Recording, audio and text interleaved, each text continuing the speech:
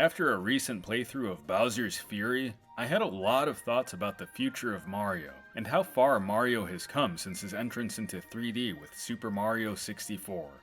We've had hub worlds from Princess Peach's castle, the Comet Observatory from Super Mario Galaxy, and then moving into Starship Mario in Super Mario Galaxy 2. And the similar to me Odyssey from, of course, Super Mario Odyssey. But here I'm talking about Bowser's Fury, and I can't really do that without at least mentioning the more linear style Super Mario 3D world.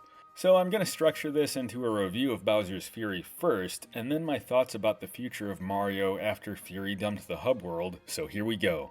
Now, if you haven't played Bowser's Fury, I'll first say that I do highly recommend it if you're a fan of Mario games. It's a short-lived game that probably lasted me about maybe 8 to 10 hours, but I had lots of fun playing. The story is presented very quickly through Bowser Jr. asking for Mario's help and telling him that his dad Bowser has basically gone mad and gotten swole or something. So swole that when he wakes up, it totally storms and has to get all metal or something. It's Mario's job to collect all these cat shines, which if you've played any of the previous 3D Marios, are just like stars, are just like shines or moons, etc, etc. The more shines you collect, the more you can keep Bowser at bay, or underwater in this case, and eventually get him back to his normal evil self, or sometimes helpful self depending on what game you're playing. The graphics are very smooth and vibrant, and if you've already played 3D World or had it on the Wii U like I did, yes, I owned a Wii U at one point, mainly to get Xenoblade Chronicles X, then these colorful graphics and very nice to look at water shouldn't be of any surprise. I caught a little bit of 3D models running into each other, like Mario's nose going through a wall or something. Plessy the dinosaur looks great, and if you get close up to either Plessy or some of the beetle or bee enemies, you can see some nice fur effects too. There's also a very nice touch of showing that Mario or Plessy are both very wet when they're swimming around in the lake or just recently out of it. Lighting, especially during the storms of Bowser's Fury phase, are great cues for you to dodge out of the way of his fire, but otherwise all around it's crisp and vibrant. Along with the graphics being very similar to Super Mario 3D World, the sound design here is no different. There's not much in terms of actual spoken voiceover aside from the very few things Mario utters like excellent, and a few grunts from Bowser Jr., the growls of Bowser, but other than that, there's not much else going on, and nor should there be in my opinion since this is a very small-scale sandbox platformer and doesn't really pretend to be anything else. One of Bowser's Fury's best qualities, I think, again, much like Mario 3D World, is its music, which I was very pleasantly surprised by. I always found the athletic themes of all the Mario games since Super Mario Bros. 3 to be very fun and charming, and Bowser's Fury does not disappoint musically. The small islands spread throughout Lake Lapcat all have various themes, from a more upbeat theme of Scamper Shores to the off-the-wall metal theme that kicks in when Bowser's awake. My personal favorite of the game, Crisp Climb Castle, which has Christmas movie theme written all over it, or just a nostalgic holiday theme if you prefer. It's a theme I had never heard before, but man if it didn't remind me of a lot of other themes I've heard throughout the years, and in the best way. The actual presentation of Bowser's Fury is very clean and simple. You have a very basic map that reveals more of itself the more of Lake Lapcat and the various islands or floating isles you explore. The environments are always vibrant, and even Bowser's flames are of course nice and bright when he's trying to violently murder you dead. There's a very simple and clean pause menu for you to either save your game or adjust the difficulty in terms of getting a little additional help from Bowser Jr. or none at all. The controls are very fluid too, though I do have just a minor gripe of Mario not being able to grab onto a ledge that I noticed that I find a bit odd after we've had him have that ability in other games, but I found it to be not too big of a deal in Bowser's Fury's case. And I'm saving gameplay for last here because this is really where my thoughts on the future of Mario are taking off from where he started so many years ago now from the good old N64 days. The 3D Marios have always had a sandbox element to them, but I wouldn't call any of them a true open world game as we think about them today. My first foray into the open world games was actually not GTA like many other people I know, but its maybe cousin or something, True Crime Streets of LA on the GameCube. Get in a car, drive pretty much anywhere in Los Angeles. Really anywhere. It was mind-blowing to me at the time, and more modern games like Assassin's Creed or Breath of the Wild or Metal Gear Solid 5 have expanded on the open world concept drastically. All that to say is that in terms of gameplay in Bowser's Fury, when you get to where you're headed, it's just like the other 3D Marios in terms of a relatively simple objective, a bit more unique in that you're not collecting them to get to Bowser as he's ever present, rather you're collecting them to return Bowser back to his much tinier self. And as much as I loved the hub worlds of the previous titles, especially Sunshine's Delfino Isle and Super Mario 64's Castle, and 64 has a little nostalgic place in my heart for being the first 3D platformer I ever played. I even remember saying out loud back then, "I can't believe I'm playing this." Of course now it looks terrible and super blocky by today's standards, but still.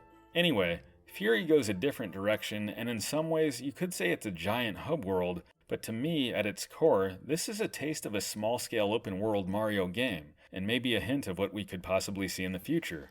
Nintendo, along with Monolith Soft, who apparently helped on Breath of the Wild and some past Zeldas, proved they absolutely can knock an open-world game out of the park with Breath of the Wild. Dungeons versus no dungeons, whole other conversation, but point being is that we've seen them put heart and soul into a massive adventure with a gigantic map. And Bowser's Fury follows a similar pattern if you think about it. Even though it's a much smaller map, they still managed to include 100 cat shines in total for you to collect throughout Lake Clapcat, and a few will take you a bit longer than others. Now aside from that, they give you Plessy the dinosaur to ride around, making it easier to traverse from island to island or maybe escaping Bowser. They also very cleverly work Plessy into some objectives, or even necessary to beat Bowser on a couple of occasions. So in a way, it's kind of similar to GTA in that you're in a city and in between actual objectives, you mindlessly, or very freely I should say, drive around the town, having fun and just goofing off. In Breath of the Wild, I would get distracted just about everywhere, which is why my total play for the one and only time I played it, so far anyway, was 238 hours, and I didn't go to a main dungeon until 60 hours into the game. Super Mario Odyssey has already showed how much Nintendo can pack into a Mario game, with 900 some odd moons the game supposedly has. Trust me, I will never find out. I don't have that time unless I complete the game over the rest of my lifetime or something. Maybe a bucket list item, but who am I kidding? More and more of these will come out that I want to move on to. Point being, look, if they can cram 900 moons into Mario Odyssey and they made Bowser's Fury, to me, that was like a small-scale test to gauge audience reaction of an open-world Mario game. I would have loved if Bowser's Fury had 100 more cat shines. Granted, on that smaller map, you might say, well, the game would wear out its welcome. But at the same time, Fury very cleverly changes up the environments of the islands as you traverse back and forth between them. It might be a switch that appears, or a slight environmental change that you saw that wasn't there before, and as you ride on Plessy, you can see things that will catch your eye, like an island in the sky that you want to check out, or a cloud you want to get to. Again, to my Breath of the Wild analogy, aka The Legend of Zelda distractions, or squirrel, everywhere, I think Nintendo could easily put a lot of heart and soul into making the next 3D Mario game a true sandbox. Kind of like flying around with the wing cap in Mario 64 for the first time, that kind of feeling, it would invoke an incredible sense of freedom to the game. Now, does the next Mario game need to have 900 moons? Personally, I think that's pretty excessive, and I need to go back to Super Mario Odyssey, because to be honest, at first, I don't think it was as immediately fun to me as Bowser's Fury was. Just because it seemed like everywhere I turned there was a moon and it didn't seem like there was much I did to earn it.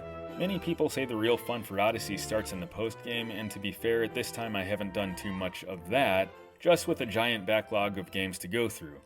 But I think another thing that's a bit telling about Nintendo possibly thinking about going into an open-world Mario direction are a few things here. For one, again, I think Bowser's Fury itself is an open-world Mario game. The map is small, but if you see it, you can go to it, and eventually you'll even be able to fast travel around the map.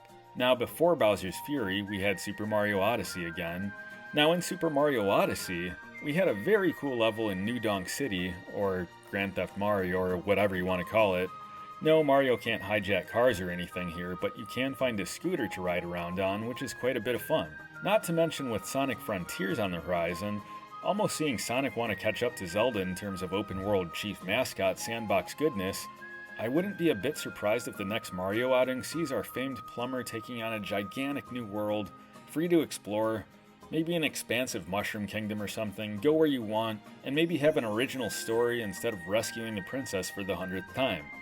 Or maybe somebody will bake Mario cake again or something, what do I know? Well, hope you had fun listening to me ramble. Let me know what you think in the comments below. Check out my other videos on the channel. We've talked about Metroid, Dragon Quest, Kirby, and there is plenty more coming, so stay tuned. And before you go, please click subscribe, leave a comment, like and share the video to your friends, and I will catch you in the next video. Bye everybody!